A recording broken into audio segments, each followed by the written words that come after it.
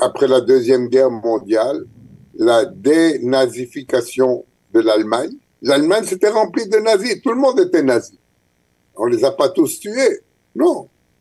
On a changé l'Allemagne. Il faudra changer maintenant la bande de Gaza en une bande de pays normal qui est prêt à vivre en paix et tranquillité avec son voisin.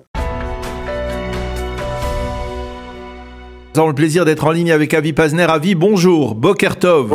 Bonjour, Boker Tov, Daniel. Merci d'être avec nous ce matin, ancien ambassadeur d'Israël à Paris, à Rome, ancien président du Keren HaYesod. Avi, on a bien besoin de votre expérience diplomatique pour mieux comprendre ce qui s'est passé hier soir.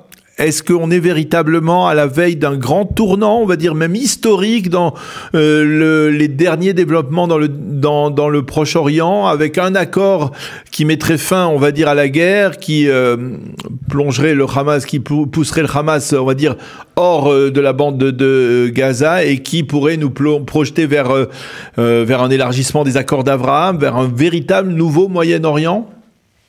Bien, voilà, justement. La possibilité existe de toutes les bonnes choses que vous avez mentionnées. C'est un accord où l'Amérique a réussi à engager Israël, à mobiliser beaucoup de pays arabes et des pays musulmans importants, comme l'Indonésie, le Pakistan, qui n'avaient rien à voir avec notre dispute, mais la grande question, où est le Hamas? Alors justement, c'est vrai que c'est la question, tout le monde pose cette question ce matin, mais est-ce que finalement c'est pas une fausse question? Parce que est-ce que on serait allé si loin dans les négociations avec le président américain, dans les discussions entre le président américain, le Qatar et on va dire les pays arabes modérés, sans avoir une garantie qu'il fasse des pressions intenses sur le Hamas afin qu'il mette genou à terre? Je suis sûr, comme vous dites, Daniel, qu'on a des garanties qui vont faire des pressions intenses sur le Hamas. Bien sûr, ils ont tous promis ça. Non, mais des pressions intenses qui aboutiraient à faire fléchir le Hamas. Ben voilà, justement. Écoutez, qu'est-ce que c'est aujourd'hui le Hamas, Daniel? Oui. Où est le Hamas? Qui sont les leaders du Hamas? Qui prend les décisions au Hamas? C'est pas clair du tout. C'est pas clair du tout. Moi, je suis persuadé, Daniel, que tous ces pays, tous, y compris des pays comme la Turquie et le Qatar, vont faire des efforts pour dire au Hamas, ça y est, mais alors, vous avez perdu, ça c'est la meilleure chose que vous pouvez avoir. Mais vous semblez dire, ils vont essayer de faire pression, mais ils y parviennent pas. Si le Hamas n'est plus rien aujourd'hui, comment ils ne parviendraient pas à obtenir d'une certaine manière un accord même de principe? C'est-à-dire pourquoi eux-mêmes ne se portent pas garants d'un accord en disant nous allons nous arranger avec ce qui reste du Hamas pour qu'il accepte, c'est tout. Moi je suis sûr qu'ils ont dit ça à Trump, je suis sûr. Mais vous savez, nous avons une longue expérience avec cette organisation terroriste. Rappelez-vous, Daniel, il y a juste 2 mois, 3 mois, on était à la veille d'un accord pour la libération partielle. Et au dernier moment, le Hamas, il est venu avec des demandes extravagantes. Il a tout fait exploser. Vous savez, moi, j'ai aucune confiance dans ce qu'on appelle le leadership du Hamas. Je ne sais pas où ils sont peut-être blessés, ils sont peut-être dans les hôpitaux, ils sont dans les tunnels à Gaza, peut-être ils n'ont pas de communication. Moi, l'accord, c'est un bon accord, ok? Cet accord, il constitue exactement une victoire pour Israël. Nous avons là tout ce que nous avons dit au début de la guerre que nous voulions. Nous voulons que le Hamas ne contrôle plus Gaza, nous voulons la libération de tous les otages vivants et morts, et nous voulons que Gaza ne constitue plus dans le futur une menace pour Israël. Il y a tous les éléments là. Et la grande question, est-ce que le Hamas, il est d'accord? Non, mais attendez, Avi, il n'y a pas tous les éléments, parce que si vous posez après cette question, est-ce que le Hamas, il est d'accord, ça veut dire que le Hamas, il existe toujours. Ça veut dire que le Hamas, il n'a pas été vaincu. Oui, non, il a été vaincu. Non. Il existe toujours. Vous avez raison. Mais alors pourquoi Il existe toujours, mais l'Allemagne aussi a été vaincue après la Dernière Guerre mondiale. Elle existe toujours.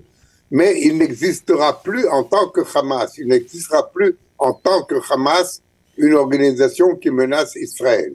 Et on ne peut pas tuer tout le monde, on ne peut pas forcer tout le monde en exil. Il y aura des gens qui ont été des Hamas, oui. Il y aura des terroristes qui continueront à vivre à Gaza, mais ils ne seront pas engagés dans des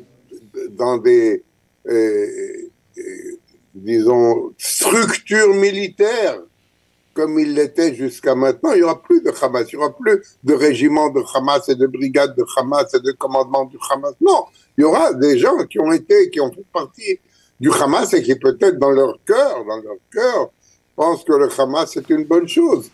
Mais le Hamas, en tant qu'organisation qui contrôle Gaza, n'existera plus. Elle n'est plus là, fini. Alors, sur le plan diplomatique, je voudrais avoir votre appréciation sur 2 points importants. Le sentiment que l'on a, c'est que Benjamin Netanyahou et Donald Trump émettent sur la même longueur d'onde, qu'ils sont, on va dire, partenaires d'un même plan. C'est presque le plan Trump, c'est peut-être même le plan Dermer et Witkoff. Et d'un autre côté aussi, le sentiment que les pays arabes aujourd'hui, dites-moi si je me trompe, mais ils semblent être plus proches d'Israël que du Hamas. Vous avez raison pour la première partie de ce que vous dites. C'est vraiment là, comme a dit Netanyahou, il ne veut pas, la lumière du jour ne passe pas entre lui et Trump. Mm-hmm. C'est évident. Là, même s'il y a eu ici et là des petites nuances, quand on parle tellement pendant 1 heure, il a parlé de Trump, on peut trouver tout ce qu'on veut dans son discours. Mais voilà, vous avez là un partenariat inébranlable. Ça, c'est sûr. Maintenant, les pays arabes veulent essayer de mettre fin à cette guerre. Et pour cela, ils doivent sacrifier le Hamas. C'est évident. Alors, il y a beaucoup de pays qui le feront avec beaucoup de plaisir, comme la Jordanie, comme l'Égypte, l'Arabie Saoudite, d'autres, comme le Qatar ou la Turquie, voient qu'il n'y a pas d'autre issue. Parce que cette guerre empoisonne tout le Moyen-Orient. Et le Moyen-Orient, maintenant, veut un partenariat avec l'Amérique. Trump a mis en évidence l'angle économique possible dans le futur pour le Moyen-Orient et pour l'Amérique. Et ces pays, ils veulent ça. Et d'ailleurs, parmi ces pays, il y a des pays qui ont des accords de paix avec Israël. Plusieurs pays, l'Égypte, la Jordanie, les Émirats. Et d'autres. Donc, il y a là un intérêt commun. Et ce qui dérange l'Amérique, ce qui dérange Israël, ce qui dérange la plupart des pays sunnites modérés, c'est qu'il y a une organisation terroriste qui, à cause d'elle, le Moyen-Orient est mis à feu et à sang, et il faut que cette organisation disparaisse.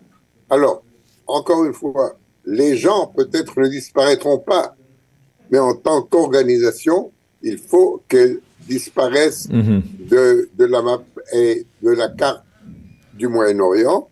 Et c'est une possibilité, si tout le monde s'y met, c'est pas facile, mais rappelez-vous, après la Deuxième Guerre mondiale, la dénazification de l'Allemagne, l'Allemagne s'était remplie de nazis. Tout le monde était nazi. On ne les a pas tous tués. Non. On a changé l'Allemagne. Même chose au Japon, d'ailleurs. Même chose au Japon, un pays militariste, un pays expansionniste.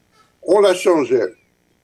Il faudra changer maintenant la bande de Gaza en une bande de pays normal qui est prêt à vivre en paix et tranquillité avec son voisin. Et là, tout le monde est tombé d'accord. Américains, Israéliens, Arabes, et ceux qui ont des relations avec Israël, ceux qui n'ont pas de relations avec Israël. Tout le monde veut mettre fin à ce conflit et veut voir le Moyen-Orient marcher vers la prospérité et la tranquillité. C'est là un point commun à tous. Alors, Il y a juste, comme je vous l'ai dit tout au début de notre entretien, il y a juste la grande interrogation. Et le Hamas, il est où? Et le Hamas, que va-t-il faire? Que va-t-il répondre? On ne le sait pas encore. Alors, je voudrais avoir votre appréciation, puisque vous êtes plus spécifiquement bien spécialiste de la diplomatie en Europe, avoir votre appréciation. Est-ce que finalement la démarche d'Emmanuel Macron, de Starmer, d'autres pays, de reconnaître un État palestinien, ça a eu un impact sur ce plan Trump ou pas du tout, au contraire? Je crois pas. Je crois pas. Je crois que Trump a dit de sa propre bouche que Netanyahou, Israël, s'oppose à la création d'un État palestinien. Il n'a pas dit si lui s'opposait. En tout cas, il a dit nous sommes avec Israël. Et Israël s'oppose à la création d'un État palestinien. Il a dit je comprends Netanyahou quand il s'oppose à l'État palestinien. Oui. Vous le citez verbalement. Mais il est évident, moi je crois que ce qui s'est passé à l'ONU avec la reconnaissance dans l'État palestinien, ça fait partie des problèmes que nous avons, des problèmes diplomatiques que nous avons en Europe, pas seulement en Europe, aussi avec d'autres pays amis comme le Canada ou l'Australie qui se sont fatigués de la guerre, qui se sont fatigués des images qu'ils ont vues dans leur télévision et qui se sont laissés entraîner par Emmanuel Macron, parce qu'il faut bien le dire, c'est Emmanuel Macron qui est derrière tout ça. C'est lui l'architecte, comme Trump est maintenant l'architecte de cette entente, de cette nouvelle alliance. Eh bien, c'est Macron qui est l'architecte de cette reconnaissance unilatérale de la Palestine. Il faudra se le rappeler. Et donc, vous pensez à vie que si on s'achemine vers une sorte de cessez-le-feu, vers un règlement concernant la bande de Gaza, l'isolement, on va dire, diplomatique d'Israël sur la scène internationale, tel qu'on en est les témoins depuis quelques semaines, ça va s'arrêter aussi, ça va s'estomper peu à peu? Comme vous dites, Daniel, peu à peu, ça va prendre du temps, ça va prendre beaucoup de temps. Parce que il faut dire que l'atmosphère envers Israël, partout en Europe, un peu plus en Espagne, un peu moins en Italie, mais partout en Europe, est négative. Elle est négative parce que, à force de voir pendant des années des images de guerre et de désolation, et c'est évidemment Israël qui a le dessus, Israël qui est le plus fort, et l'image d'Israël a été ternie, pas pour l'éternité, pas pour toujours, non.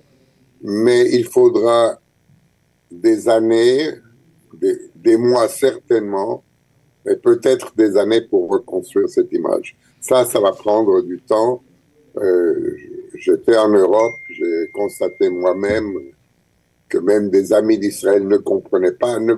Parce que vous voyez, nous voyons une certaine image de Gaza, eux voient une toute autre image. Nous voyons des images de combat, eux voient des images de réfugiés et de gens qui prétendent avoir faim. Et ça descend profondément. Regardez par exemple cette flottille qui va arriver ici dans 2 ou 3 jours. Qui n'en finit pas d'arriver. Oui, mais ça, vous comprenez, ça, c'est comme une expression de la frustration de l'opinion publique européenne. Alors c'est vrai, elle n'est pas constituée par des amis d'Israël, au contraire, par des ennemis d'Israël. Mais justement, ceux qui sont ennemis d'Israël ont renforcé leur cas en disant, regardez, on vous l'avait dit, Israël est un pays cruel, Israël est un pays qui fait la famine à Gaza. Ils sont tombés dans la propagande du Hamas.